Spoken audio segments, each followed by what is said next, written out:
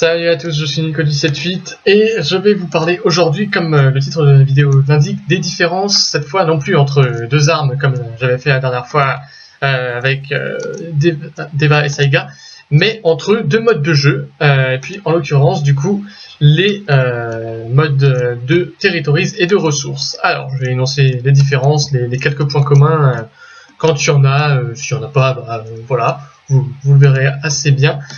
Et puis vous dire ce que, à mon avis, est le mieux, sachant que moi je ne joue pratiquement jamais en ressources maintenant que depuis la naissance de RCF en fait. Les modes de territories ont été ajoutés au jeu. Alors, du coup, par quoi je peux commencer? Et par des trucs qui, à mon avis, intéresseront le plus de gens possible. On gagne plus de points au final de XP et d'HP en mode territories qu'en mode ressources. Pourquoi? Tout simplement parce que, en plus de tuer des mecs de l'équipe adverse qui rapportent des points, on peut bien entendu prendre des points de contrôle.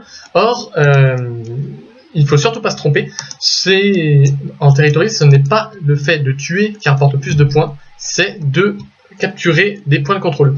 Puisque, si je ne dis pas de conneries, tuer quelqu'un au flingue et sans faire de headshot, parce que le headshot c'est un petit peu plus, tuer quelqu'un au flingue, ça rapporte 2 points, enfin 2 HP et 2 XP, alors que prendre un point de contrôle, ça rapporte 5 HP et, par contre 3 XP. Ne me demandez pas pourquoi c'est différent entre les HP et XP pour prendre un point. Mais bon, en tout cas, c'est toujours plus intéressant si on veut farmer vite. Pourquoi tu me tires dessus, toi?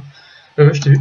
Si on veut farmer vite et augmenter son nombre d'honneurs et d'XP rapidement, de jouer en territories, puisque non seulement on a les points du coup des kills, mais également ceux des captures. Donc en gros, ça va 2 à 3 fois plus vite d'augmenter son nombre d'HP en jouant en mode territories plutôt que si on joue constamment en mode ressources.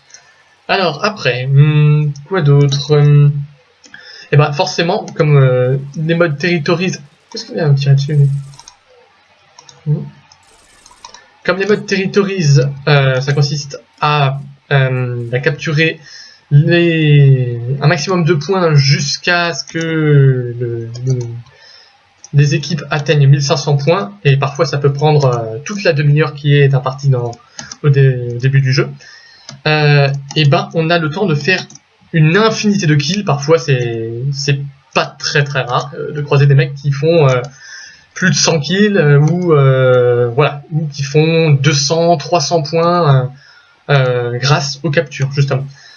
Or donc c'est absolument plus rentable que en partie ressources, puisque en ressources, même si on est le meilleur, c'est-à-dire même si on fait tous les kills pour son équipe, on peut maximum faire 50 kills, ce qui rapporterait du coup 100 points tout rond. Alors que en territories, 100 points c'est vraiment un chiffre moyen, c'est très facile de monter au-delà de 100, il suffit de faire en gros, je sais pas, même une petite vingtaine de kills une petite vingtaine de captures aussi, et puis là on est facilement à 150-200 points. Donc territories, pour ça augmente aussi beaucoup plus rapidement les honneurs et les XP. Qu'est-ce qui... T'as fumé quoi? Mais je n'ai rien fumé, sinon je ne serais pas en train de tenir des propos à ce point cohérents et que tout le monde qui est en train de regarder cette vidéo comprend parfaitement, bien entendu. Alors, bon, du coup, alors oui, je disais, puisque territories dure plus longtemps que ressources, c'est logique que on fasse plus de points, qu'on ait plus de temps pour faire les points, tout simplement. Donc voilà.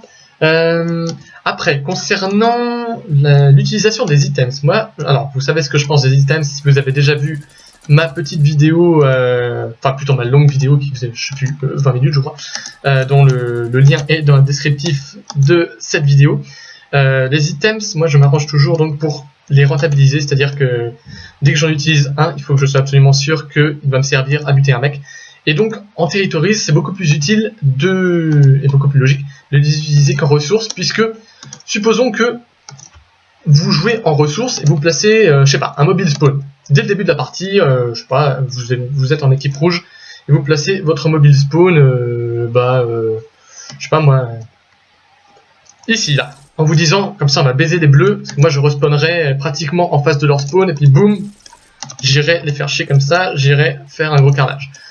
Mais supposons que, donc du coup en ressources, vous placiez votre mobile, et que vous ne mouriez pas avant la fin de la partie. Bah du coup c'est très con, puisque votre mobile se trouve complètement gâché.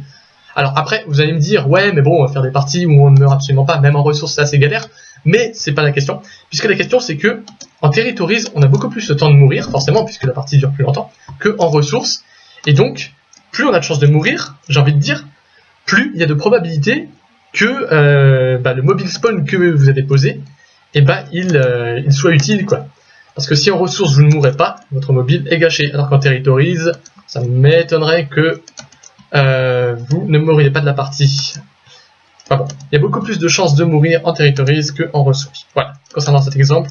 C'est pareil avec les miniguns. Si par exemple vous en placez un en ressources, je sais pas moi, sur le bus, et que finalement vous vous rendez compte que pendant les 5 minutes de la partie tout le monde sort par là, et ben vous êtes baisé parce que vous n'allez tuer personne. Alors que si vous le placez en Territories, et ben je pense que sur la demi-heure ou au moins les 20 minutes de la partie, vous allez quand même avoir pas mal de chances de voir des gens sortir par là. Donc voilà. Les items, surtout du coup les deux que je viens de citer, sont beaucoup plus rentables et faciles à utiliser, j'ai envie de dire, en Territories plutôt qu'en ressources. Et puis, dernier petit truc là qui me vient à l'esprit à propos de différence entre Territories et ressources, tout simplement que en Territories, c'est pas juste stupidement, j'ai envie de dire, de tuer ceux qui sont face à soi, c'est aussi de la jouer stratégie, de jouer bloquer le spawn ennemi, enfin pas bloquer avec des miniguns, mais camper autour du spawn ennemi pour faire en sorte que l'ennemi ne sorte pas et ne vienne pas capturer les points, enfin, pour donner le temps à votre équipe de capturer les points, ou alors vous-même de capturer les points, de faire diversion au point B pour que tous ceux qui sont là dans la rue descendent et pour que vos camarades puissent aller récupérer le point A et C par exemple. Enfin bon, je dis n'importe quoi, mais en gros, en ressources, ce qui compte, bien entendu, c'est uniquement de tuer, alors que en Territories, forcément, c'est beaucoup plus, voire infiniment plus développé que en ressources. Donc voilà, moi je préfère, pour toutes ces raisons, les parties Territories. Et puis voilà, qu'est-ce que je peux encore rajouter sinon que je vais me mettre à cette table là et que je vais commander un café, voilà, café s'il te plaît, merci. Alors, de quoi je peux encore vous parler? Non, je crois que j'ai fait le tour. Du coup cette vidéo sera très très courte, mais c'est pas grave. Si vous avez d'autres arguments, de toute manière, mettez-les en commentaire, et puis voilà. Moi en tout cas c'est les seuls que je vois là pour l'instant dans l'état actuel des choses, mais je pense que c'est les arguments essentiels de préférer une map Territories à une map ressources. En tout cas, bon, merci d'avoir regardé cette vidéo, j'espère qu'elle vous aura plu. Donc je vous invite à la commenter et à laisser des pouces verts et enfin, voilà, comme d'habitude quoi. Et puis j'ai envie de vous dire bonjour à tous et à la prochaine. Allez, salut.